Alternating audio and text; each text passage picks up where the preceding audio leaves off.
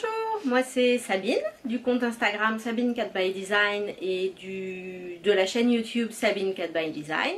Et donc bienvenue sur l'épisode 7 de mon podcast couture. Donc aujourd'hui on va essentiellement parler veste simple. Donc avant de commencer, je voulais juste faire une petite introduction sur la chemise que je porte aujourd'hui. Si vous avez suivi mon podcast précédent, vous remarquerez que c'est ma chemise Granville, donc motif disco très discret, modifié sans manches. Et donc en fait je l'ai déjà vachement portée depuis la dernière fois. Et en fait ça se confirme, les emmanchures sont vraiment trop grandes, il faut vraiment que je la reprenne au niveau des emmanchures. Donc, et du coup je me demande, donc je sais pas, c'est une question que je vous pose, peut-être que les couturières confirmées qui me regardent pourront me répondre, puisque donc là je vois que l'emmanchure est vraiment grande et baille vraiment, donc bon là je sais comment la reprendre, je vais le faire, mais du coup je me demandais si sur les patrons avec manches, sur mon patron de base Granville, il fallait pas que je la reprenne de la même façon, parce que je pense qu'en fait une emmanchure de chemise ajustée permet plus de mobilité, donc est plus agréable à porter qu'une emmanchure trop grande. Donc je sais pas, j'ai pas du tout de base en modélisme, en patronage, etc. Mais c'est vraiment quelque chose qui m'intéresserait de savoir. Pour savoir s'il faut que je modifie mon patron de base Granville, savoir si je serai un peu mieux dedans. Donc voilà, donc ça c'était un petit aparté.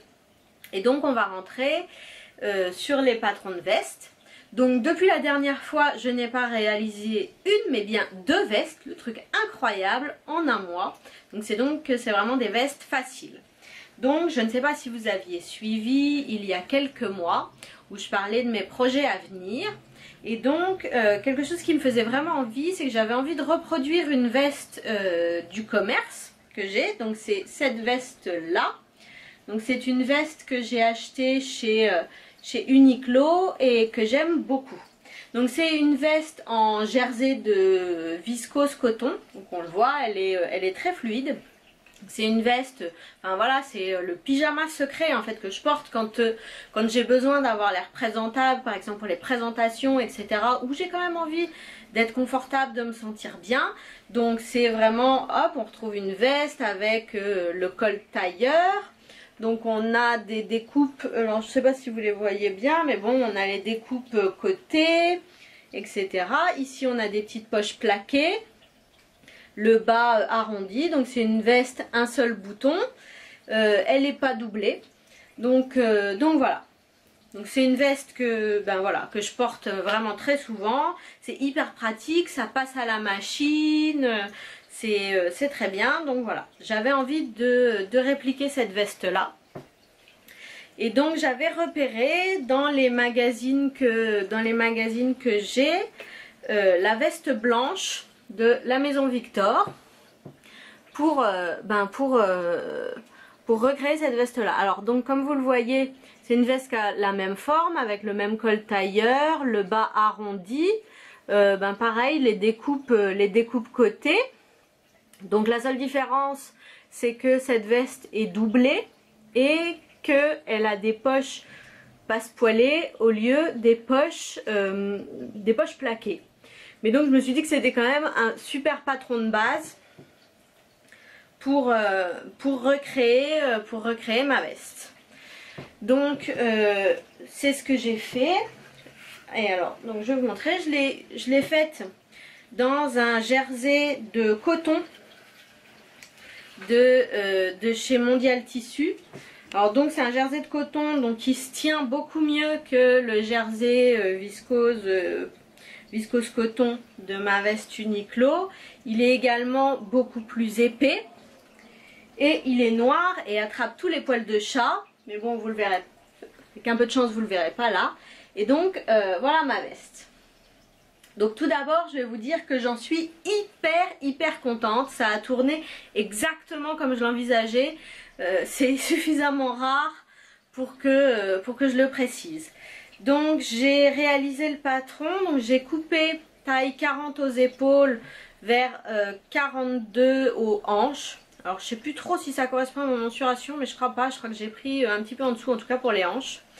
Et en fait, je venais de découper le gilet Simplicity dans le magazine Tendance Couture que je vous avais montré un peu avant. Et donc j'ai reporté le patron et j'ai carrément zappé d'ajouter les marges de couture. Et en fait je m'en suis aperçue alors que j'avais déjà coupé le tissu. En fait j'avais coupé le tissu et c'était un soir, un petit peu avant de m'endormir, je réfléchissais et je me disais mais mince, c'est bizarre. La pièce du devant, donc il y a cette espèce de petit truc qui descend pour, bon, c'est normalement pour attacher la doublure, refaire l'ourlet, etc. Il est vachement fin. Il est plus fin que les marges de couture, ou enfin j'y fais juste la taille des marges de couture. Comment ça se fait?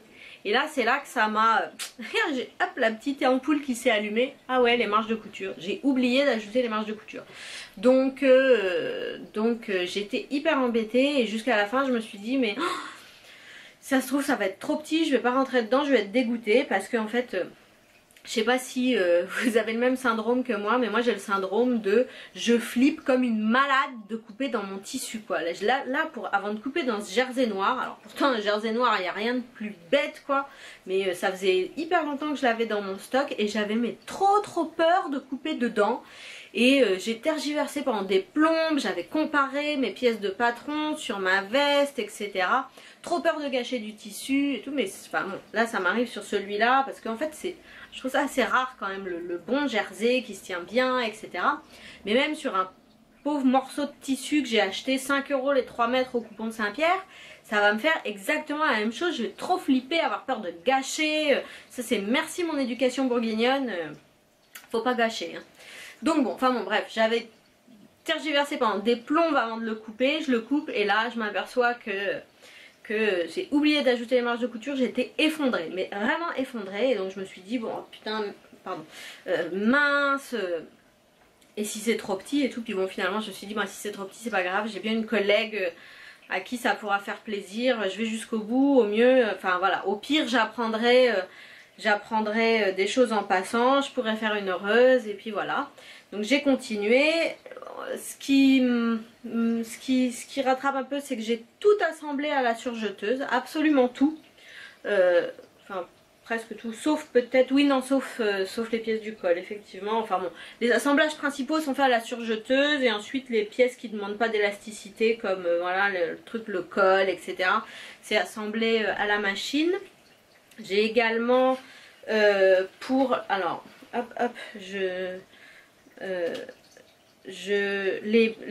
la couture d'épaule, j'ai également ajouté un ruban de gros grain dans la couture d'épaule à la surjeteuse pour éviter que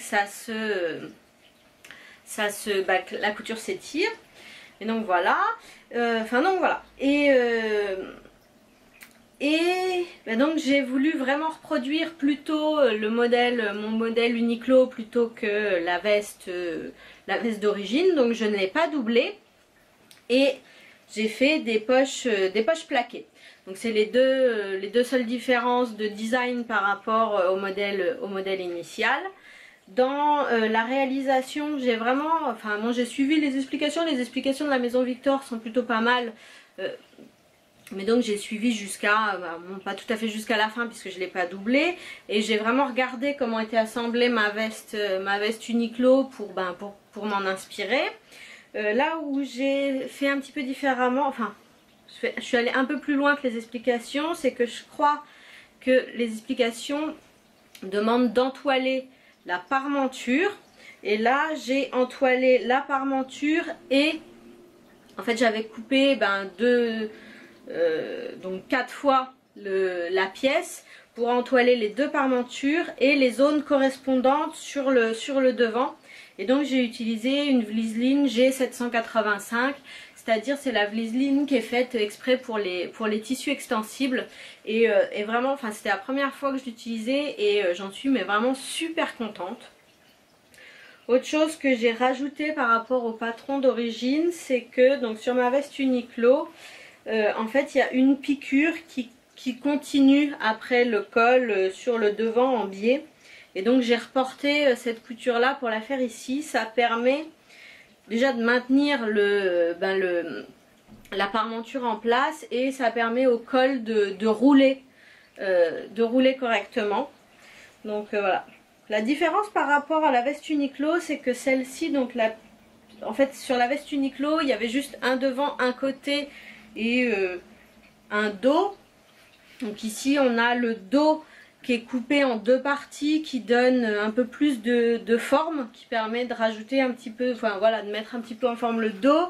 Et donc on a un côté et en fait des découpes princesse devant qui sont vraiment, en fait vraiment j'aime beaucoup la forme. En fait je l'aime mieux que la veste d'origine, puisque donc oui en effet malgré le problème de marge de couture, je rentre dedans. Elle me va parfaitement bien. Donc bon, je peux pas mettre de pull, en dessous, mais à part ça c'est parfait. Donc pour fin de printemps, début d'été, ça va être impeccable. J'ai du coup déjà envie de m'en refaire plein d'autres, alors dans d'autres couleurs, mais bon, pour le coup j'ajouterai les marges de couture pour les suivantes. Mais donc voilà, j'aime beaucoup voilà, la découpe princesse. Et donc pour les poches, en fait ce que j'ai fait, c'est que j'ai pris le patron des contre-poches originales du patron et je les ai doublées avec un petit tissu à fleurs. Je pouvais quand même pas m'empêcher de mettre une petite touche de peps à l'intérieur et j'ai appliqué ça à la main, puisque en fait comme pour les ourlets, j'ai dû faire tous les ourlets à point invisible à la main, puisque en fait j'avais les aiguilles doubles que j'avais, donc c'était pourtant des aiguilles stretch, mais en fait le tissu là il est vraiment hyper épais, et je pense que c'est à cause de ça que en fait quand on est face à la machine, j'ai l'aiguille de droite qui voilà, qui piquait nickel, mais en fait les points de l'aiguille de gauche sautaient, et ça en fait je pense que ça veut dire que j'avais pas le bon diamètre d'aiguille par rapport à l'épaisseur du tissu. C'est vraiment épais, d'ailleurs ça m'a posé pas mal de problèmes l'épaisseur au niveau du col là pour faire quelque chose de propre, et donc au final pour avoir quelque chose de propre j'ai dû finir par faire des points à la main. Enfin bon, donc ouais, en fait j'ai fait pas mal de trucs à la main pour une chemise pour une veste en jersey. Mais bon, au final je suis mais vraiment super contente.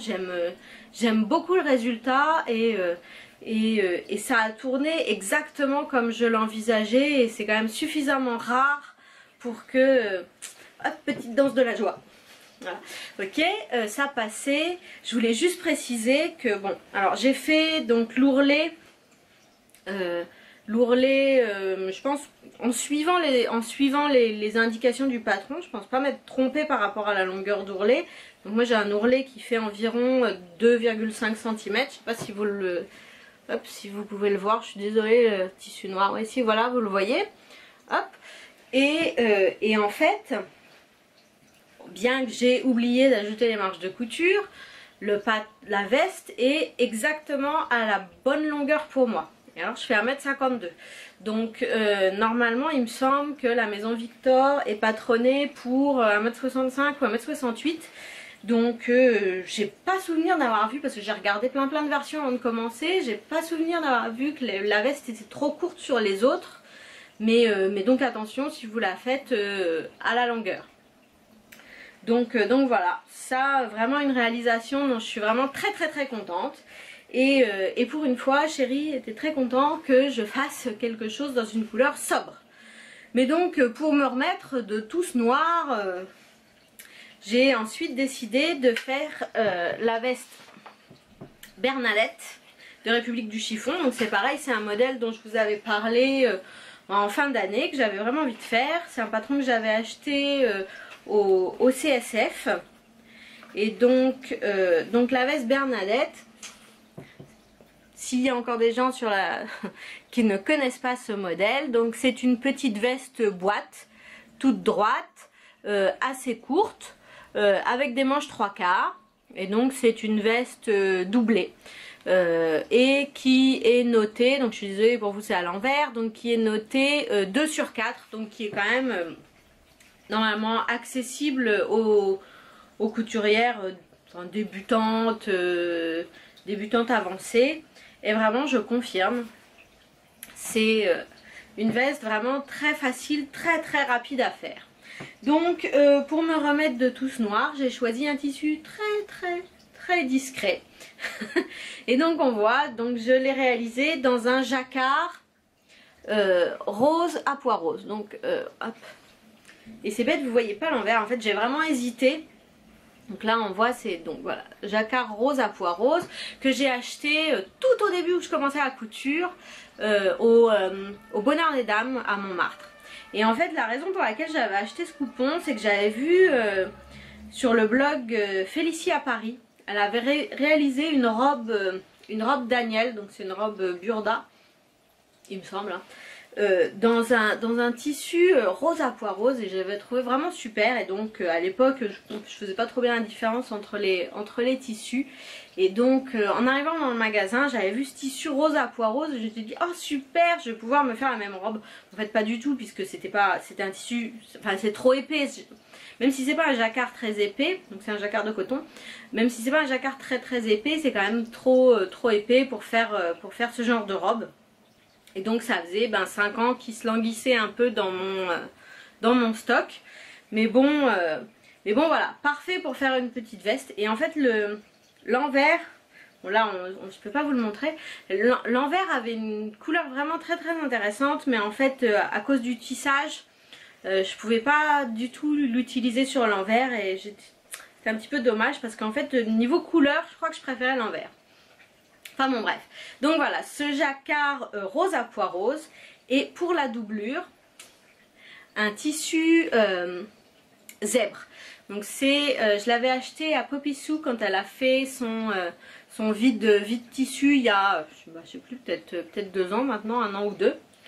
Donc elle disait que c'était un polyester, mais j'ai quand même l'impression que c'est une viscose, parce que déjà à la main, ça, enfin, il est hyper doux, je trouve, pour un polyester, et il marque très bien au fer.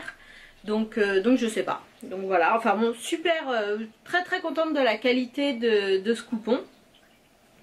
Et donc voilà. Pour vous montrer le petit dessin technique de la veste, voilà, c'est vraiment tout simple, il n'y a rien, il n'y a pas de pince, rien du tout.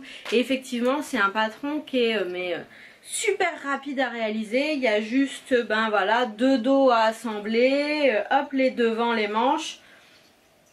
Pareil avec la doublure, bon, avec les parmentures en plus. Je n'ai absolument rien modifié du patron. Alors j'ai fait 40 aux épaules et agrandi au 44 en bas. Et en fait j'aurais sans doute pas dû, puisque en fait dans les mesures République du chiffon, je fais 40 au buste, 40 à la taille et 44 aux hanches. Et en fait le patron va pas jusqu'aux hanches, en fait la veste elle s'arrête à la taille. Donc en fait je pense que j'aurais pu faire un 40 tout simple.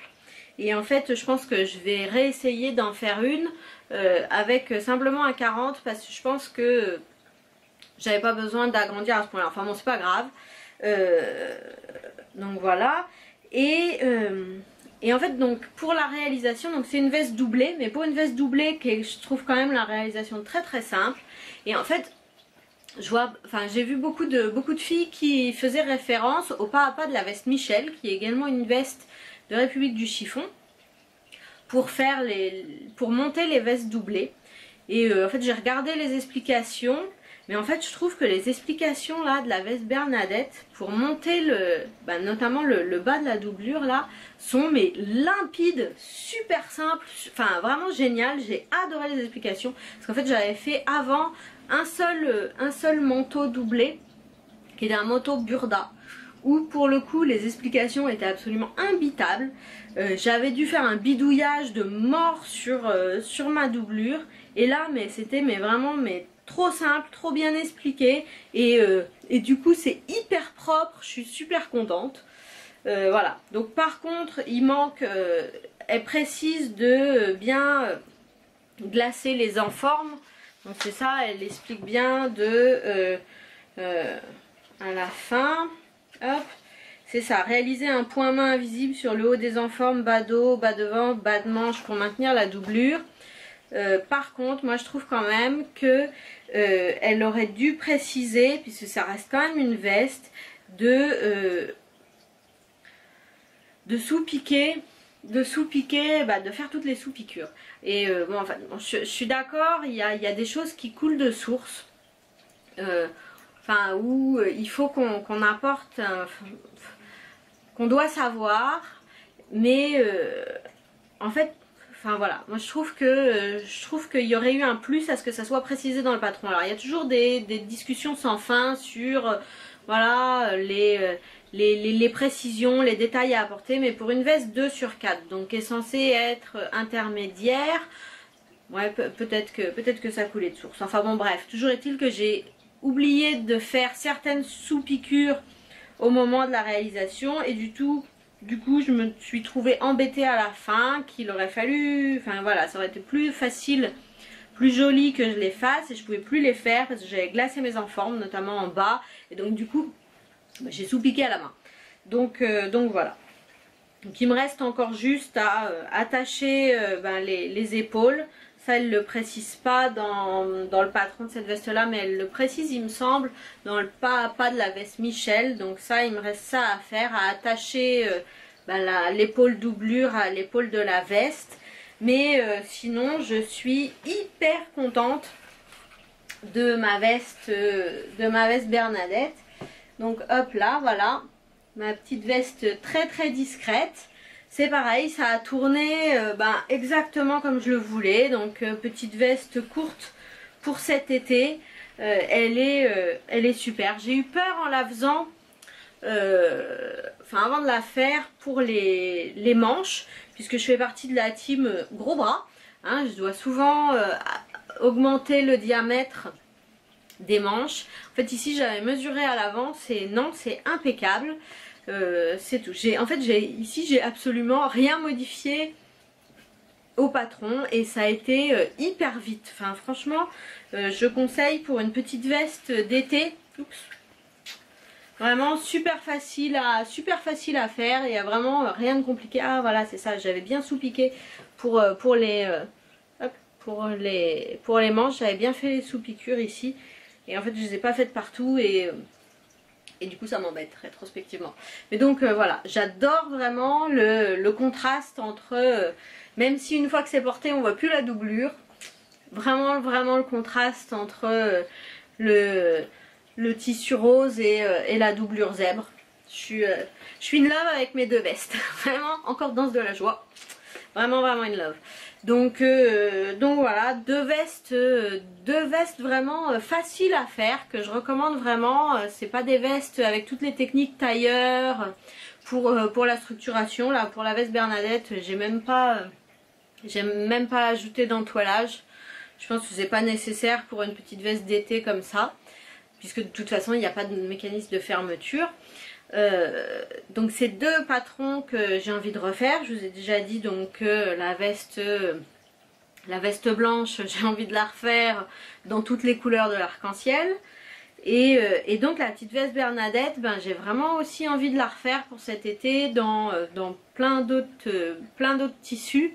Et on a vu pas mal de versions matelassées avec des fleurs, etc. Voilà, peut-être faire une petite version avec une petite fermeture éclair devant. Enfin bon, ouais, ces deux patrons, vraiment, je suis vraiment très contente, qui ont vraiment pour une fois tourné exactement comme je l'espérais. Donc ça c'est vraiment très bien. Pour les projets à venir, donc j'ai pas d'achat tissu à vous montrer parce que j'en ai pas fait. Je suis encore sur une diète du tissu puisque mon armoire déborde encore. Je sais pas comment ça se fait. Faut peut-être que je fasse un petit peu de rangement puisque donc pour l'instant je ne peux plus acheter de tissu puisque je n'ai plus de place pour les ranger. Donc c'est pour ça que je couds du stock depuis un moment. Donc les projets à venir, je vais d'abord commencer par faire une nouvelle chemise Archer puisque en fait j'aime vraiment bien ce patron. Ce qui me plaît vraiment en fait c'est le col. Il est vraiment bien. Là la chemise Granville je l'aime bien, mais je trouve que le col, en tout cas sur celle-ci, j'avais pas la même impression sur mon autre version, mais en tout cas sur celle-ci je trouve que le col est trop grand et en fait là je suis pas super, super enthousiaste sur la façon dont il monte. J'aime mieux la finition du col de la chemise Archer. Donc je vais me refaire une chemise Archer, alors qui est peut-être plutôt une version hivernale, puisque c'est une viscose sombre. Mais bon, en fait, une viscose, en fait, ça se porte dans toutes les saisons.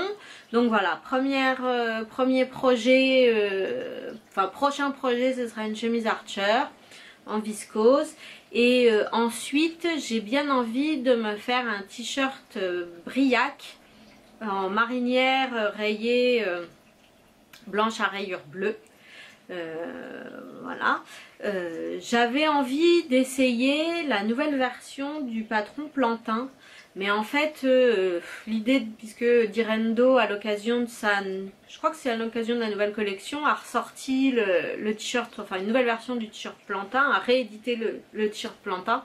Et j'avais vraiment envie d'essayer ce t-shirt, parce que j'aime beaucoup l'encolure, mais en fait la perspective de devoir imprimer le patron et coller les machins là, enfin coller toutes les feuilles, ça me... Non, en plus à la maison l'imprimante, enfin je sais pas, on n'a jamais d'encre, donc voilà, ça marche jamais, je suis obligée de le faire au boulot, ça m'embête de le faire au boulot parce que ben voilà, enfin ça doit pas servir à ça. Donc voilà, il y a quand même l'option, parce que je crois que je suis pas la seule hein, à vraiment haïr de coller les feuilles des PDF. Il y a Elsa de Urban Fairy Patterns a monté un projet d'impression de patron en format A0, ou une entreprise en fait en parallèle de Urban Fairy Patterns pour imprimer les patrons PDF en format A0. Donc le site c'est Copysou, COPYSEW.fr. Et donc en fait c'est apparemment, donc j'ai pas encore utilisé ces services, mais ça a l'air apparemment très raisonnable comme tarif. Enfin quelque chose comme 3 € par 2-3 € par feuille, par feuillet à 0. Donc c'est vraiment intéressant. Et donc j'ai un peu hésité à me dire ouais, est-ce que je vais imprimer le plantain comme ça.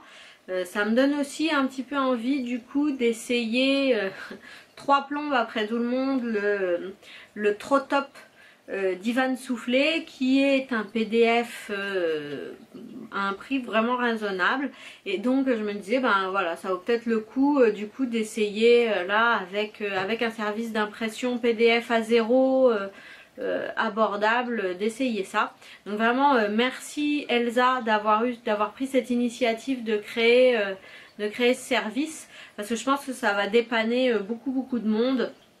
Beaucoup de couturières qui comme moi ne supportent pas de scotcher ou coller les feuilles de PDF. Donc voilà, enfin donc en attendant, mon prochain projet sera sans doute, après ma chemise Archer, ou avant peut-être, un t-shirt Briac du livre Coudre le stretch de Marie Poisson, puisque je l'ai eu à Noël. Et donc bon, j'ai qu'à décalquer.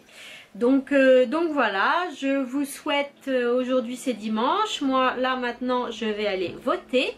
Donc je vous souhaite une très belle journée, puisque c'est maintenant ensoleillé, alors que ce matin c'était tout gris, là ça s'est bien dégagé. Donc je vous souhaite une très belle journée, ou une belle soirée, ou ça dépend du moment auquel vous regardez la vidéo. Je vous souhaite de bien vous éclater en couture, autant que moi je me suis éclatée ce mois-ci sur mes vestes. Et puis je vous souhaite plein de beaux projets. Et puis, eh bien, à très bientôt et je vous fais plein de bisous.